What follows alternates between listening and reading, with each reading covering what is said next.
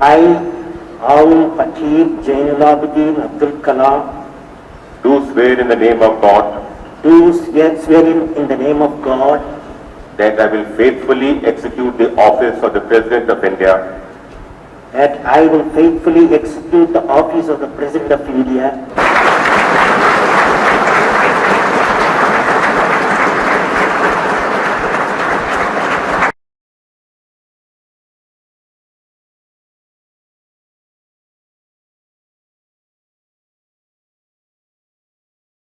हिंदुस्तान के 11वें सदर जमहूरिया APJ अब्दुल कलाम ने जो 15 अक्टूबर 1931 को तमिलनाडु के रामेश्वरम में पैदा हुए, फर्श से अर्श तक का सफ़र तालीमी और इल्मी मैदान में इंतहाई मेहनत और इन्हमाक के साथ तय किया।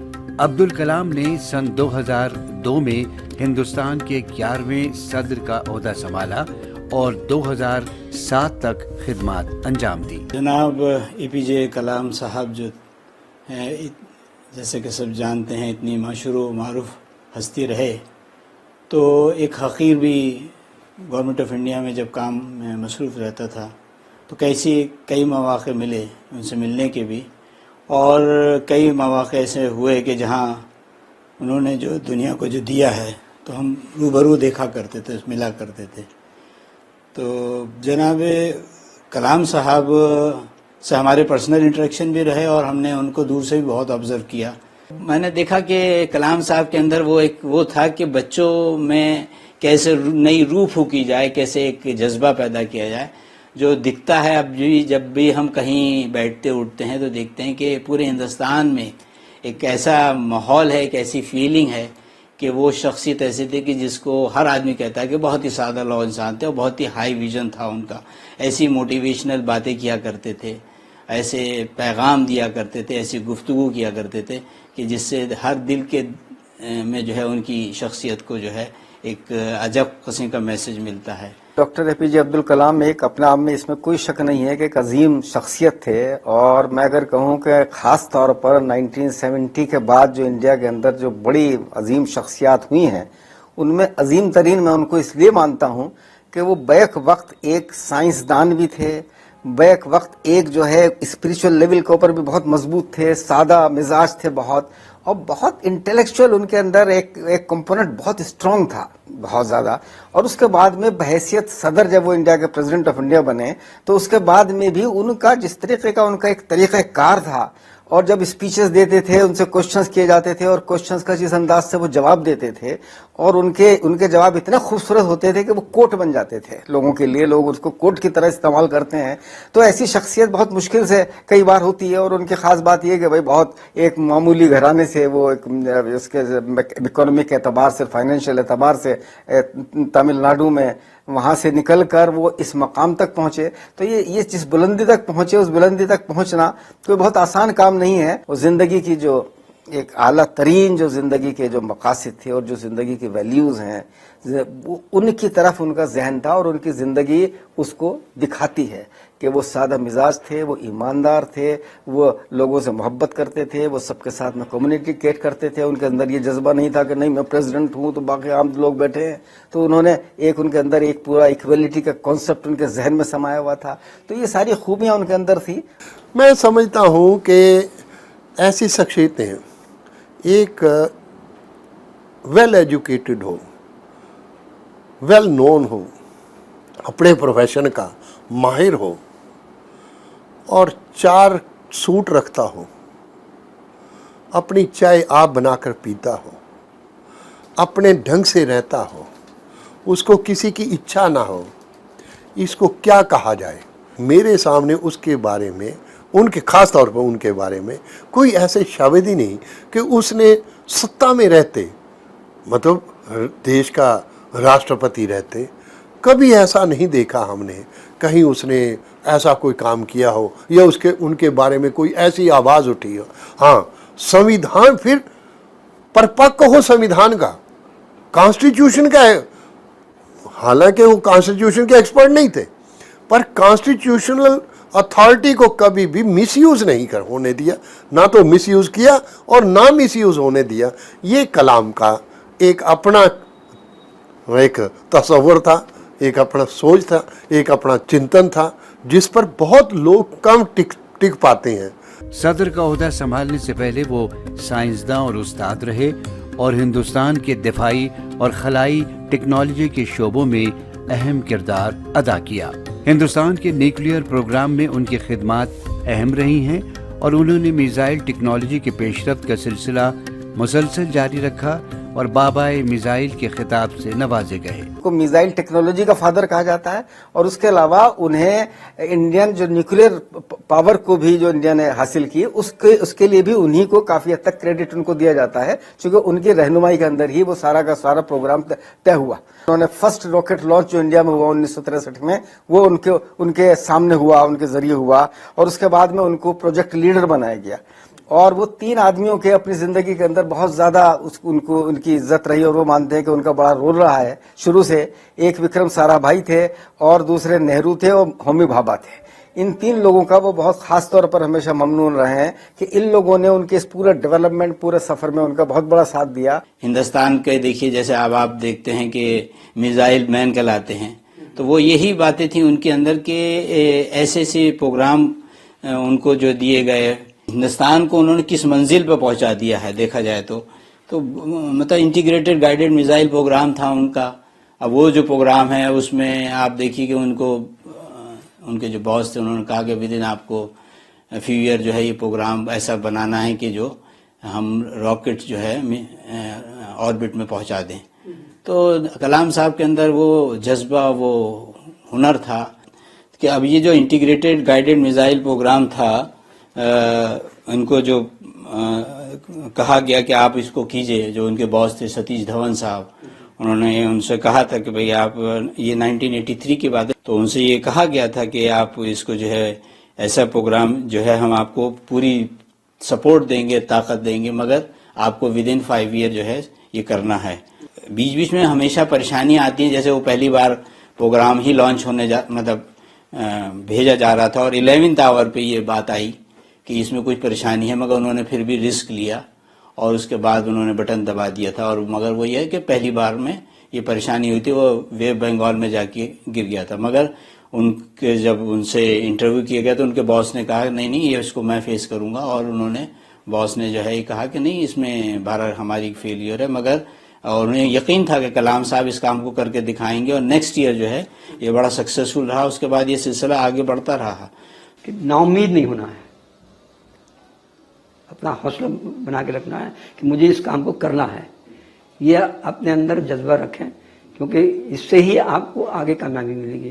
اگر آپ ایک جگہ نروس ہو گئے کہ بھئی ایسا ہو گیا, جیسے کہ انہوں نے کہا کہ میں جو پہلا ایکسپیریمنٹ تھا اور فیل ہو گیا تھا وہ, تو اس کے بعد وہ جا کے لیٹ گئے تھے اپنے روم میں. پھر ان کے سینئر آئے تو ان کو ہاتھ رکھا تو انہوں نے دیکھا کہ میرے سینئر ہیں, تو انہوں نے پوچھا بھائی ایسے آپ کہہ رہے میں اس میں نہیں جانا چاہتا کہ جیسے سب نے سوچ لیا ٹیم نے کہ یہ ایک واقعہ ہو گیا, اس کی وجوہات کیا ہیں, اور میں اس کو اپنی ذمہ داری لیتا ہوں کہ میں اس کا ذمہ دار ہوں, کیونکہ اس کو کمانڈ میں کر رہا تھا. 1998 میں جو پوکھرن ایکٹیویٹی کی گئی تھی وہ اسی آپ ہی کی لیڈرشپ میں کی گئی تھی, اور آپ نے اس کو کامیابی تک پہنچایا, اور آج اس کا جو ہے اسی وجہ سے انہیں ان تمام خصوصیات, اور بالخصوص یہ اس میں بہت بڑا نیوکلیئر ٹیسٹ کا جو کارنامہ تھا یہ انہی کی سربراہی میں ہوا تھا, سرپرستی میں ہوا تھا, تو اس کو وجہ سے انہیں بھارت رتن ایوارڈ بھی جو ہے میرے خیال میں 97 کے قریب دیا گیا تھا, کیونکہ یہ ساری ایکٹیویٹیز وہ کرتے آ رہے تھے. People say like we have to have peace, there should have been no fight and all, but still why are people making bombs and missiles and all, sir? Abdul Kalam سے بارہا پوچھا گیا کہ کیا ایٹمی بم اور میزائل بنانا امن کے برخلاف نہیں ہے, تو انہوں نے امن کو فوجی توانائی اور نیوکلیائی سد راہ کا ماحصل بتایا. اے پی جے عبد الکلام نے بہت ہی سادہ زندگی گزاری اور وہ انتہائی نرم دل اور منکسر المزاج انسان تھے. انہی خصوصیات نے انہیں سماج کے سبھی طبقات میں مقبول کیا. اے پی جے عبد الکلام صاحب ایک بڑا, جیسے میں نے بار بار کہا کہ ایک روحانیت کے قائل تھے, ظاہر ہے, اور وہ ایک مسلم فیملی کے اندر پیدا ہوئے, تو وہ جو ہے تو ان کا ایک روحانی تعلق تھا تو ظاہر ہے وہ اس میں کہیں نہ کہیں اسلام کا بڑا رول تھا. انہوں نے اس بات کا ہمیشہ لحاظ رکھا کہ کوئی بھی کسی قسم کی بھی کمیونل ڈس ہارمونی انڈیا کے اندر نہ پھیلے, کسی قسم کا بھی تضاد نہ ہو, اور وہ ہندوؤں اور مسلمانوں میں دونوں میں اکول مقبول تھے. ایسا نہیں لگتا کہ ان کی گفتگو کو سنے تو کوئی ایک مسلمان بول رہا ہے.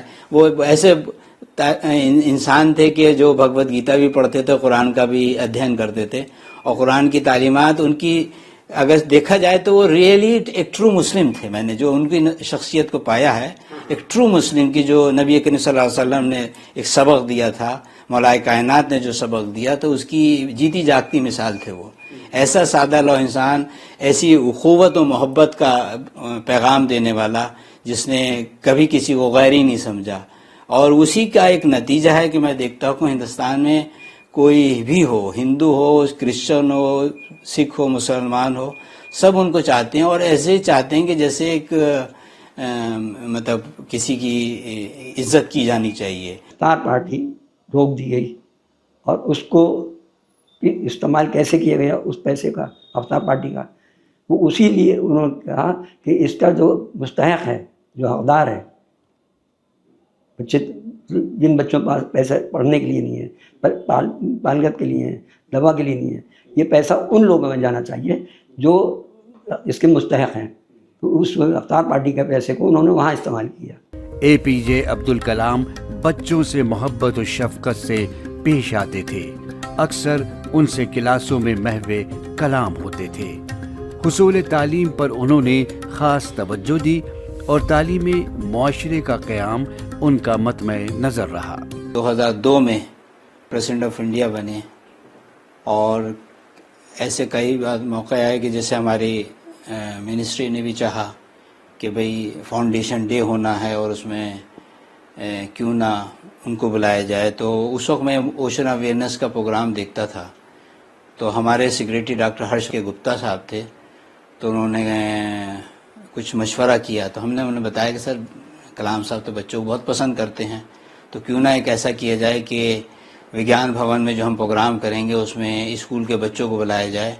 اور کلام صاحب کا تو بہت بچوں سے رابطہ رکھنے کا شوق ہے, تو بہت پسند کیا گیا پروگرام. اور اس کے بعد جو فاؤنڈیشن ڈے کا انوگریشن کرنے کے لیے وہ آئے, تو کلام صاحب کا بہت اچھے انداز سے بچوں کا جو ہے, تمام اسکولز کے بچے آئے تھے, تمام تو نہیں, مطلب 15-20 اسکول کے بچوں کو بلایا تھا, جس کا خود میرا ایک آئیڈیا تھا کہ اس طرح سے کیا جائے. تو بچوں نے فیس ٹو فیس جب ان سے انٹریکشن کیا, تو ہم خود وہاں موجود تھے, تو ان کی سادگی, ان کی ویژن, ان کی سوچ کا وہیں سے روبرو اندازہ ہونا شروع ہو گیا تھا. کمیونیکیشن بہت اچھا تھا. وہ جب اسپیچ بھی دیتے تھے تو ان کو سننے کے لیے اسٹوڈنٹس اور ایون چلڈرن بڑی تعداد میں آیا کرتے تھے, چونکہ وہ باقاعدہ ایک براہ راست ایسا نہیں کہ صرف بولے چلے جا رہے ہیں اور پبلک کا اس سے کمیونیکیشن نہ ہو رہا. وہ اس طریقے کی باتیں زیادہ کرتے تھے جو عوام کے سمجھ میں آتی تھی, اور عوام اس کو کوٹ کے طور پر استعمال کرتے تھے. تو ان کا ایک طریقہ کار بہت اچھا اسپیچ کا تھا. اسی لیے میں نے نا کہ جتنے کوٹس ان کے مشہور ہو گئے, شاید کسی اور گریٹ پرسنالٹی کے پچھلے 50-60 سال کے اندر شاید اتنے نہیں ہوئے. عام صدر سے وہ صرف ایک انسان روحانی جو زمین سے آدمی کو اٹھا کے لے جانا چاہتے تھے, کہ ہر آدمی کچھ قابل ہو جائے, کچھ پڑھ لے, نالج لے لے. اور وہ چاہتے تھے کہ جو بچہ ہے وہ اس وقت ملک کا مستقبل ہے, اس کو آگے لانا ہے تاکہ وہ آگے جا کر کے ملک کے لیے کچھ کر سکے. میں سمجھتا ہوں کہ ایک ویکتی ویل ایجوکیٹڈ ہو اور گراؤنڈ سے نکلا ہو, یہ نہیں کوئی آسمان سے گرے تھے, وہ گراؤنڈ سے نکلا ہو, اس نے سارے حالات کو دیکھا ہو, ایسے ویکتی کے من میں رہے گا کہ سب بچے, اس انڈیا کے سب بچے, آل انڈینس, وہ سب آگے بڑھیں پھولیں. بنا شکشا کے کچھ ہو نہیں سکتا. شکشا بیسک پرائمریلی ایک سسٹم ہے جو آدمی کو بڑا کر سکتی ہے. یہ بات کلام صاحب سے بنا اور کون سمجھ سکتا تھا. عبد الکلام کی شخصیت کے بہت سے پہلو ہیں جو دنیا کو اپنی جانب متوجہ کرتے ہیں. ان کا عمل, ان کا سلوک لوگوں کے ساتھ ایسا ہی تھا کہ کسی کو ایسی محسوس نہیں ہوتا تھا کہ یہ بوجھ ہے ہمارے پر, یا ہمیں ان سب کوئی پریشانی ہے. ایک واقعہ ہے کہ جس وقت میں اسکول کا ٹائم تھا, بچہ جا رہا تھا, میرے ایک ہیلپر تھا تو اس کا بچہ جا رہا تھا اسکول, اس کی ماں لے کے جا رہی تھی بچے کی. تو اس وقت مومنٹ تھا کلام صاحب کا, اور دیکھا کہ بچہ کھڑا ہے, ماں کھڑی ہے, تو پوچھا کیوں. اب جو وہاں ان کے ساتھ اسٹاف تھا, اے سی ڈی وغیرہ, تو انہوں نے یہی کہا اے ڈی سی نے کہ یہ مومنٹ تو نہیں, بچے کو آپ جانے دیجیے, اس کا اسکول کا ٹائم ہے. اور اس بچے نے بڑھ کے نمستے کیا تو فوراً اسے گود میں اٹھا لیا. تو یہ بڑی بات ہوتی ہے. اس نے آ کر بتایا کہ پریسیڈنٹ عام آدمی, اسے نہیں پتا کون سی پوسٹ پہ کیا ہے, اس نے تو بس یہ دیکھا بچہ ہے اور بچے کو گود میں اٹھا لیا. تو بڑا خوش ہو رہا تھا کہ ایسے ٹائم پہ تو میرے پاس کیمرہ ہونا چاہیے تھا کہ میں بچوں کا فوٹو لے لوں. اب آپ یہ دیکھیے کہ جس وقت وہ بی ایچ یو میں جاتے ہیں, اور بی ایچ یو میں آئی آئی ٹی میں ان کا پروگرام تھا, ان کے لیے ایک بڑی اچھی سی کرسی سجائی گئی تھی جو بہت بڑی تھی, مگر انہوں نے کہا کہ نہیں میں اس میں نہیں بیٹھوں گا. اور انہوں نے کہا کہ دیکھیے ایسا ہے کہ میں تو ایک ٹیچر ہوں. تو جہاں اور پروفیسرز بیٹھے تھے انہوں نے اس کرسی کو ہٹوایا, انہوں نے کہا کہ نہیں بھائی ہم اس کرسی پہ نہیں, بلکہ اور جیسے اور پروفیسرز بیٹھے ہیں آئی آئی ٹی کے, میں بھی وہیں بیٹھوں گا. تو یہ ایک میسج دیتا تھا کہ کتنے وہ سادہ بھی ہیں اور کتنی ان کی ویژن میں وہ ہے. صدر کے عہدے پر رہتے ہوئے عوام کے ٹیکس کے پیسوں کا ذاتی طور پر استعمال نہ کرنا ان کی اعلیٰ شخصیت کی غمازی کرتا ہے. ایک واقعہ مجھے یاد آ رہا ہے کہ کیونکہ ہم لوگ بھارت گورنمنٹ میں تھے تو سنتے رہتے تھے کہ کلام صاحب نے اپنے عزیزوں کو پریسیڈنٹ ہاؤس ایک دفعہ بلایا, تو 52 لوگ تھے جو ان کے گھرانے سے وہاں تشریف لائے اور رہے. 8 دن کے مہمان نوازی انہوں نے کی. مگر جب چلنے کا وقت آیا تو انہوں نے باقاعدہ اپنے اسٹاف سے پوچھا کہ اس کا کیا خرچہ آیا, اور اس کا معلوم ہوتا ہے کہ وہ 3.5 لاکھ انہوں نے کہا کہ ان کے 8 دن کے رہنے کا خرچہ ہے. تو انہوں نے کہا یہ پریسیڈنٹ ہاؤس نہیں خرچ بیئر کرے گا, بلکہ میں خود اپنی پاکٹ سے دوں گا. تو انہوں نے اس کا پیمنٹ خود کیا. تو یہ ان کی ایک انداز فکر تھا, ایک میسج دیتے تھے کہ ہر چند کے ہم پریسیڈنٹ آف انڈیا ہیں, مگر اس کا مطلب نہیں کہ ہم سارے اخراجات جو ہیں اپنے, تو وہ میسج دیا کرتے تھے. بہت ہی ان کی اعلیٰ ظرفی اور اعلیٰ سوچ تھی, اور انہوں نے ہر طرح سے پرسنل لیول پہ, آفیشیل لیول پہ کچھ نہ کچھ سماج کو ایک میسج دیا, گورنمنٹ کو ایک میسج دیا.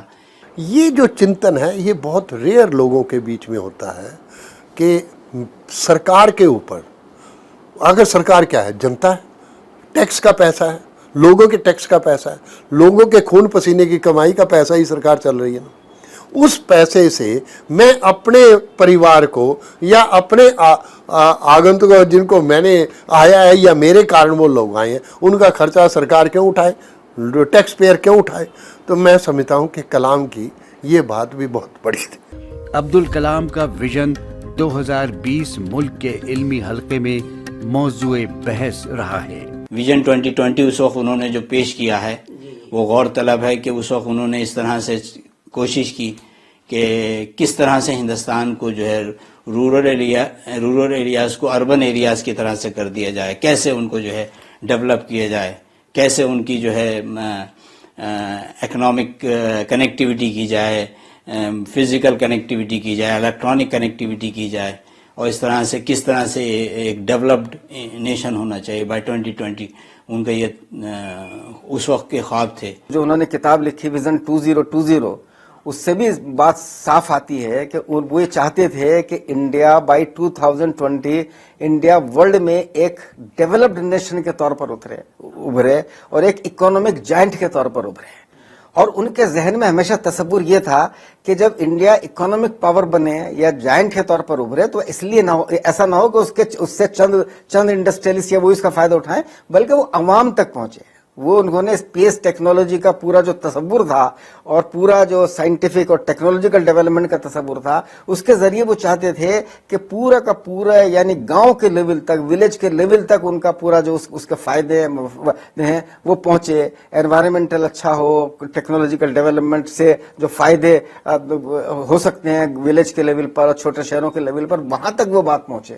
تو ان کا نظریہ عوام سے متعلق تھا اور وہ ان کے لیکن ان کے ذہن میں یہ تھا کہ اکنامک جب پاور بنے گی انڈیا تو اس کا فائدہ عوام تک پہنچے گا. اے پی جے عبدالکلام کا انتقال 27 جولائی کو 83 سال کی عمر میں میگھالیہ کے صدر مقام شیلانگ میں ہوا. ایون آخری لمحہ بھی جو ان کا گزرا ہے، آپ اس کو دیکھیں گے تو آئی آئی ٹی شیلانگ میں گزرا ہے، اور وہ آخری لمحہ لیکچر دیتے ہوئے گئے ہیں. تو یہ مطلب ورک اور ورکشپ عبادت کا جو کانسیپٹ ہے کہ ورک از ورکشپ، تو وہ انہوں نے دیا. اور آخری لمحے میں جو ان کی آخری سانس بھی گئی ہے تو آئی آئی ٹی شیلانگ میں گئی ہے. اور وہ بس اس وقت اب آپ دیکھیے ان کا ایک انداز فکر ہے کہ ہر چند کے خود کہیں اندر محسوس کر رہے ہوں گے وہ بھی، کیونکہ کچھ ہونے جا رہا ہے. مگر کیا کہہ رہے ہیں اپنے جو اسسٹنٹس ہیں، او ہلو فنی گائی آر یو فائن، تو کہہ رہے ہیں اس سے فائن، اور اندر ایک دم سے جو ہے یہ لمحہ آتا ہے کہ وہ بولتے بولتے کلیپس ہو جاتے ہیں. ஒருபோதும் தவழ மாட்டேன், தவழவே மாட்டேன். ஆகாய உச்சிதான் என் லட்சியம். பறப்பேன், பறப்பேன், வாழ்வில் பறந்து கொண்டே இருப்பேன்.